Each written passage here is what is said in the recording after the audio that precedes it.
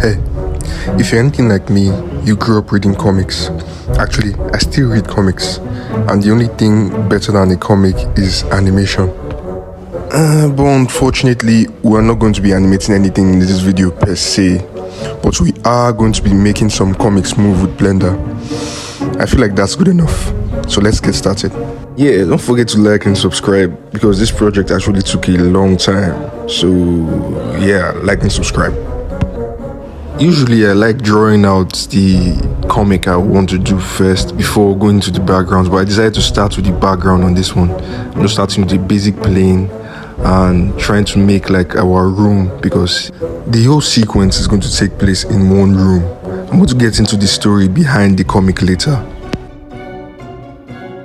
If you know me, you know I love using toon shaders. I think that's my style now. I'm not going to talk about how I made the toon shader or how I did the effects in this video, but I think I did it in my last video, and if you want an in-depth tutorial, that can be arranged. You just have to say so in the comment section below. I haven't done anything special in the video so far. It's just basically modeling principles, just modeling things, making them look how they look in the reference. So that's just all. And yes, I do use references. Yeah, this is easily my best part of the whole process. It's just basically me drawing in the details on the 3D objects with grease pencil. So yeah, I'm just basically drawing a brick texture on the wall to make it look like there's actually a brick wall there. So I've been rewatching Harry Potter, and I had this crazy original idea to make the paintings on the wall move a little, like give them a bit of animation. So that's what I'm doing here. I'm just going to draw the pictures I want and kind of animate them in the process. So I'm just going to put the animations on a loop so that they loop throughout the entire sequence. So this is just me going back in, adding more details and stuff, like just trying to make the scene a bit more real. Something you might hear me say a lot is that I love the Blender 2D animation workspace. It's like one of the cleanest, more accessible 2D animation workspaces I've ever used. The Blender devs really outdid themselves on this one. So it's time for like our character now. I've actually drawn out a rough sketch for what the character is going to be doing during the comic and everything. So I said I was going to revisit the story of the comic I'm going to be doing today.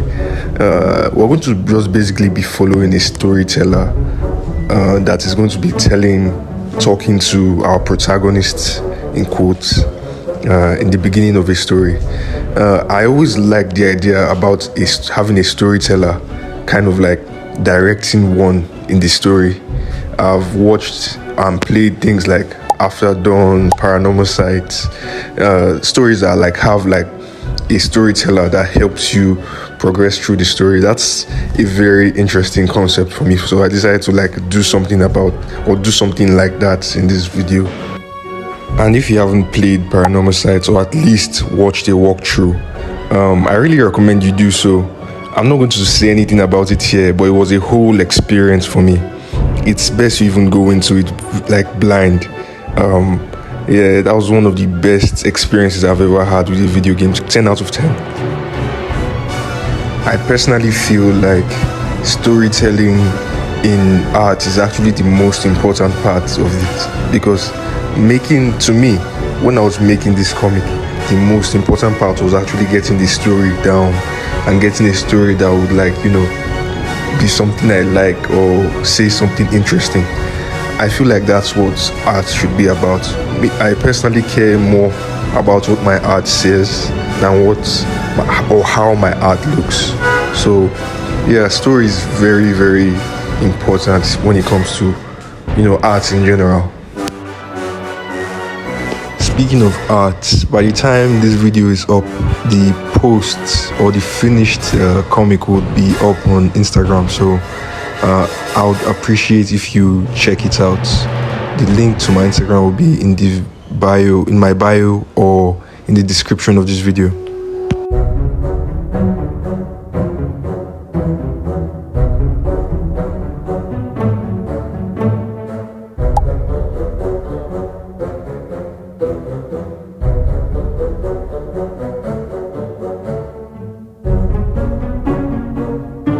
Now we're starting with color. We're coloring in the character.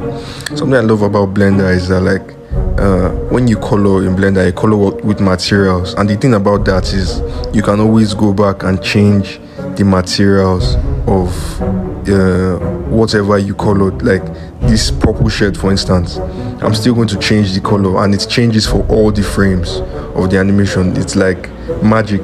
Where in 2D animation you have to go back and change each frame one by one. In Blender you just change everything at once, which is just crazy to me. This animation, or I would say this comic, is going to have 15 panels. I just put each panel on a single individual frame to make things easier for me. This is not an animation, but that's just the way I did it, so things will be more convenient for me.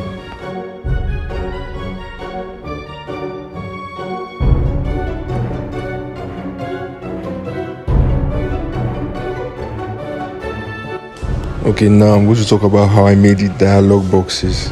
For those who don't know, dialogue boxes are basically those bubbles where text appears when you are reading a comic. So yeah, all my text bubbles are hand drawn in Blender. So I hand drew the text bubbles and also wrote the text down within Blender. This was so easy because in Blender the editability,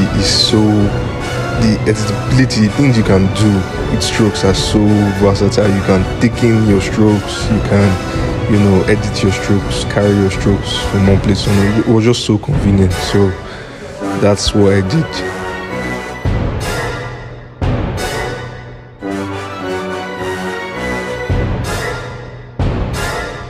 Now that all the dialogue boxes are done, I think it's time to add it to the background now. Now we've added in the character to the background. What I have to do now is just basically editing. You can see me here, I'm just thickening some of the lines on the character. I wanted to convey a sense of motion in this comic, not only by the animated paintings in the background, but also camera movement. So I'm going to animate the camera to make things look more 3D.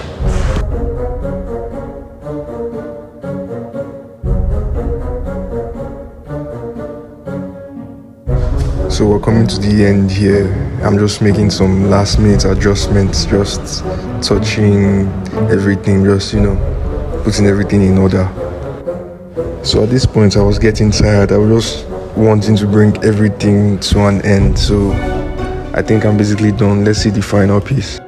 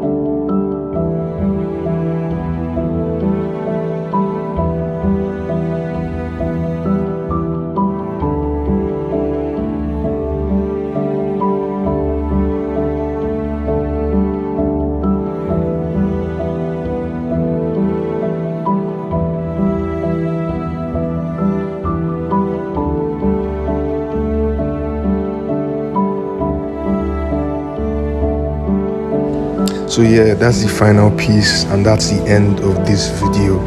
If you stayed to the end, thank you. give this video a like, please, and consider subscribing, because I have more videos on the way, so you don't miss out on those ones. And yeah, thank you so much for watching. I'll see you guys on the next one.